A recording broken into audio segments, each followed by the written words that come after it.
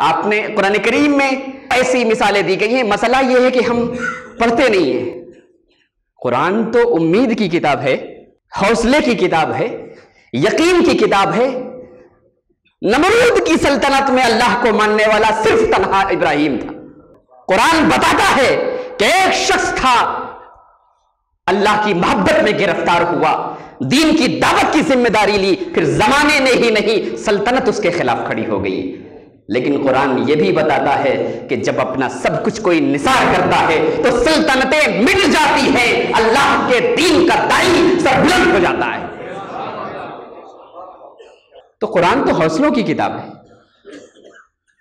وہاں موسیٰ کا قصہ بیان ہوتا ہے جو فرعون کے ڈر سے اپنا وطن چھوڑ رہے ہیں.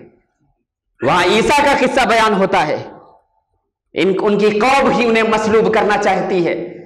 وہاں نوح کا قصہ بیان ہوتا ہے، اپنی زبان کی تاثیر پر فخر کرنے والوں 950 سال اللہ کا پیغمبر دعوت دیتا رہا، بار بار پکارتا رہا، اور چند لوگ بھی کھڑے نہیں ہوئے جو نوح علیہ السلام کے ساتھ ان کی ہمنوائی کر سکے. اور نبی اپنے عہد میں اللہ کی وحی کا ترجمان ہوتا ہے، اللہ کے پیغام کا قطعی طور پر ترجمان ہوتا ہے. گویا کہ اللہ سے ہم کلامی کا شرف حاصل کرنے والا انسان ہوتا ہے. اس کی زبان کی تاثیر کہاں گئی؟ تو یہ تو ہوگا، کہا کوہان کا ڈرے، کہا یہ تو ہوگا. بھائی آپ آئے ہی اس لیے داعیے اسلام کی صحبت میں آپ رہتے ہیں، خانقاہ عرفیہ میں آپ آئے.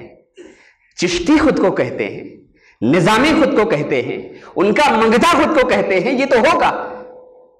تو اس کے لیے ہمیں ذہنی طور سے تیار رہنا چاہیے.